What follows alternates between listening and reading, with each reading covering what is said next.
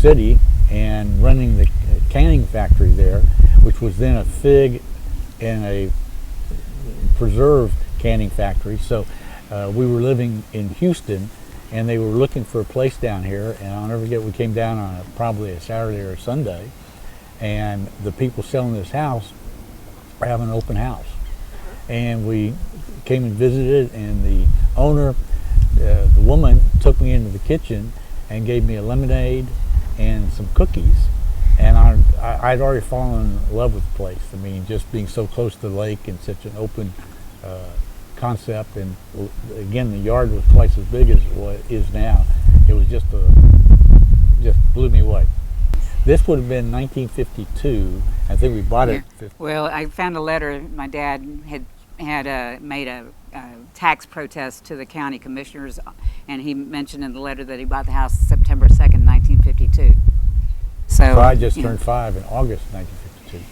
And I wasn't born until April of 53, so I don't even think they knew I was even on the way at that point. So, and then we have an older brother, the oldest, and then we had a sister between us. Between me and her, yeah. Who's since passed away. Yeah. But we all grew up here.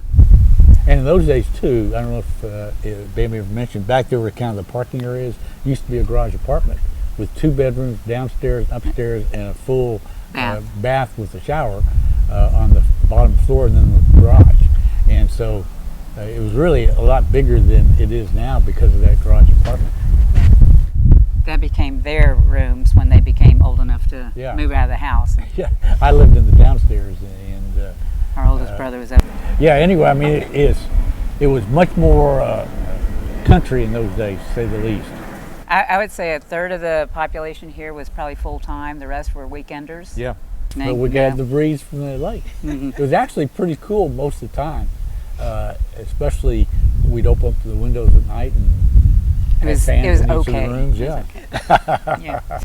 I remember many, very cozy in the winter, hot. I'd throw my arm out the window trying to get a breeze in the summertime and be eaten by mosquitoes. So I thought, well, that's not working.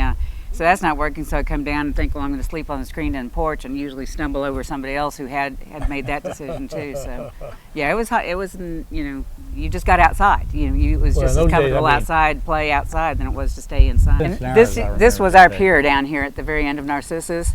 And we spent many days, crabbing, swimming. Oh yeah, my mother loved crabbing. Yeah, she loved to crab. She loved to sunbathe. Yeah. So we spent many a day there.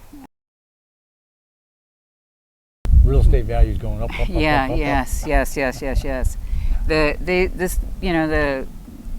The houses getting squeezed in. Everybody had big yards at the time, and. Like say no fences. We just would run from one yard to another, and most everybody knew, everybody. So, that's what I see the most, and the real estate values, of course, going up. But it being an island, you only can do so much. You squeeze them in, but then you're limited. So, but other than that, it's kind of still got the same flavor. That's where my sister learned ballet, and yes, they've had. I know they had Boy Scout meetings there and things like that. Right. I was never a Boy Scout, but our brother was. Yeah.